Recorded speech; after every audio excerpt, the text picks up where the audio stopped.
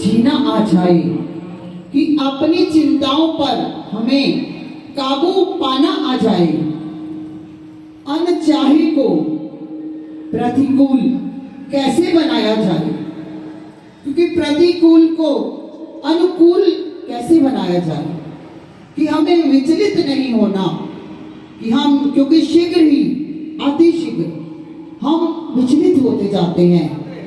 परिस्थितियां देखो सब पर आती हैं, लेकिन जीवन में कहते हैं कि कमल की तरह जीना सीखो। संत कहते हैं कि कमल की तरह दुनिया में रहो। कि कमल को इतना महत्व देखो क्यों दिया गया है, कि महापुरुषों के अंगों का जो वर्णन किया जाता है, कि कवि लोग भी कमल को जोड़ जोड़कर करते हैं, कि जैसे मुख से कहा तो कहेंगे मुखारविंद से कहा।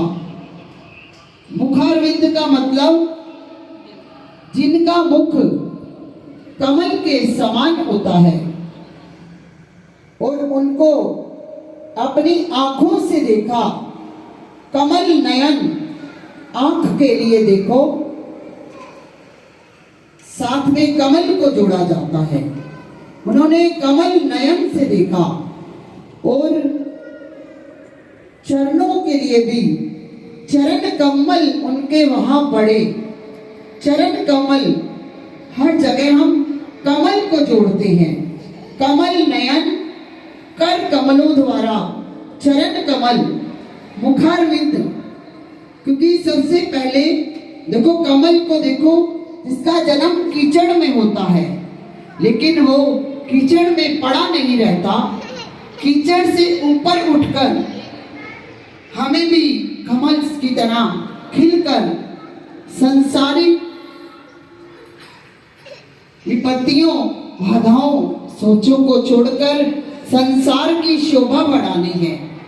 कि गुरु युक्ति बताई करे हम कमाई, कि तालाब एक ही होता है, उसी में हंस मोती चुगता है और बगला मछली। सोच सोच का फर्क होता है। सेवा सिमरन करने की दात मांगनी है, सतगुरु से मन को जोड़ना है, क्योंकि सेवा करनी है। पहली सीढ़ी है ये मन को जोड़ने की।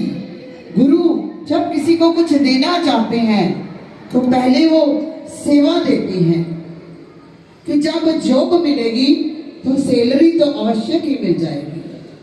जिस इच्छा से सेवा करते हो कि पहले हमें पात्र बनना है, ताकि हम सुपात्र बने, ताकि उसमें कुछ डाला जाए।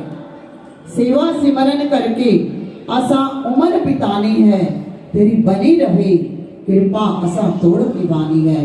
तो सदैव हमें अच्छा किरदार निभाना है, क्योंकि चमत्कार भी देखो उन्हीं के साथ घटित होते हैं जिनके मन में विश्वास होता है।